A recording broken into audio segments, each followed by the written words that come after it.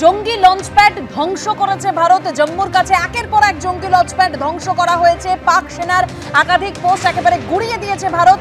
ভারতীয় সেনার অ্যাকশনে ধ্বংস জঙ্গিদের ড্রোন লঞ্চপ্যাডও। সিন্ধের সুখপুর এয়ারবেসে ক্ষয়ক্ষতি। P4 insulated water tanks, kitchen and bath fittings, বিশুদ্ধ জল, সুস্থ জীবন, P4 আজীবন। এরই পাশাপাশি আরো যে সূত্র অসমর্থিত সূত্র মারফত যে তথ্য সামনে আসছে, প্রত্যাঘাত পাকিস্তানের একাধিক সেনাঘাঁটিতে হামলা চালালো ভারত। ব্যাপক ক্ষতিগ্রস্ত হয়েছে রাওয়ালপিন্ডিতে নূর খান এয়ারবেস, চাকওয়ালের মুরিদ, শোরকোটের রফিকি, সিন্ধ প্রদেশের সুক্কুর এয়ারবেস।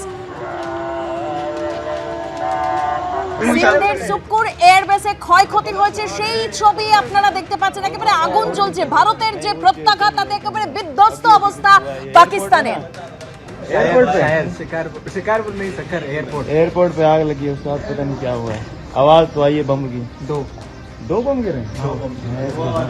আর যেরকম আপনাদের বলছিলাম, একেবারে সীমান্ত থেকে আমাদের 5 প্রতিনিধি রয়েছে। আর এই মুহূর্তে যেখানে যাব সেটা হলো গুজরাটের ভুজ, যেখান থেকে আমাদের প্রতিনিধি আবির দত্ত রয়েছেন। আবির, এই মুহূর্তের কি আপডেট, কি পরিস্থিতি? দেখো, ভারতীয় আর্মির তরফ থেকে ইতিমধ্যে ঘোষণা করা হয়েছে যে দেশের 26টি শহরকে টার্গেট করে ফের ড্রোন হামলা করার চেষ্টা করেছে পাকিস্তান। এবং এইবার যে ড্রোনগুলো পাঠানো হয়েছে তার মধ্যে আগ্নেয়াস্ত্রও ছিল, অর্থাৎ সেগুলো এমনই সিস্টেম করা রয়েছে যে সেখান থেকে যাতে গুলি নিক্ষেপ হয়। এবং ভারতবর্ষের পশ্চিম প্রান্তের এই যে ভুজ, যেখানে আমরা দাঁড়িয়ে রয়েছি, এই ভুজে এর আগেও এখানে ড্রোন দেখা গিয়েছিল এবং ড্রোনের অংশ নিউট্রালাইজ করা পর ড্রোনের অংশ অবধি উদ্ধার করা হয়। এবং ফের এখানে পাওয়া যায় যে 26টি শহরের মধ্যে অন্যতম এই ভুজ, যেখানে একেবারে সীমান্তবর্তী অঞ্চল।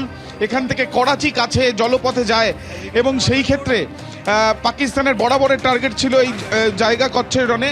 এবং সেইভাবে যে 26টি জায়গা টার্গেট করা হয়েছে তার মধ্যে অন্যতম গতকাল রাত্রিবেলাও ভারতীয় সেনার তরফ থেকে সেই ড্রোন নিউট্রালাইজ করা হয়েছে। এবং একটি না একাধিক সেই বিষয় নিয়ে নির্দিষ্ট করে বলা হলো না হলেও 10:30টার সময় ভারতীয় তরফ থেকে, সরকারের তরফ থেকে ঘোষণা করা হতে পারে। এবং ইতিমধ্যে আমরা দেখেছি যে লাইট আউট ছিল গত সন্ধ্যেবেলা থেকে বিস্তীর্ণ অঞ্চল। আজকে সকালবেলা 6টা থেকে আবারও প্রশাসনের তরফ থেকে কারেন্ট বা বিদ্যুৎ আবার ফেরানো হয়েছে। এখনো পর্যন্ত যেটা জানা যাচ্ছে যে সরকারি সমস্ত ছুটি এখানে সরকারি দপ্তরের যারা আধিকারিকরা তাদের বাতিল করে দেওয়া হয়েছে। পুলিশের সঙ্গে সঙ্গে এখানে যারা প্রশাসনের তরফ থেকে রয়েছেন তারাও সম্পূর্ণভাবে আজকেও একইভাবে কিন্তু আলো নিভিয়ে যাতে সন্ধ্যেবেলা থাকা যায় সেই বিষয়টাই তারা নিশ্চিত করছেন সাধারণ মানুষের সাথে কথা বলে।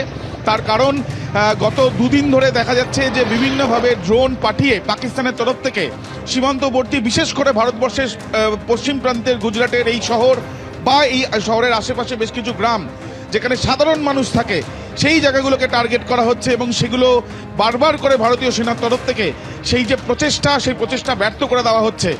এবং সেই জন্যই পাকিস্তানের যে ড্রোন পাঠানোর যে ড্রোন লঞ্চ প্যাডগুলো রয়েছে সেগুলোর ওপরে কিন্তু ধীরে ধীরে ভারতের তরফ থেকে অ্যাকশন শুরু করা হয়েছে, যার বিষয়টা এখনো পর্যন্ত জানা যাচ্ছে।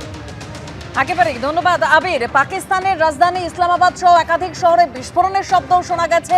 এবং এনআইএ সূত্রে, অর্থাৎ এনআই সূত্রে যা দাবি করা হচ্ছে যে পাকিস্তান সেনার তরফে দাবি করা হয়েছে লাহোরে ব্যালিস্টিক মিসাইল নিয়ে হামলা চালিয়েছে ভারত, এরকমই এএনআই সূত্রে খবর পাওয়া যাচ্ছে। আর এই পরিস্থিতির মধ্যেই পাক প্রধানমন্ত্রী একেবারে তড়িঘড়ি বৈঠকের সিদ্ধান্ত নিয়েছে।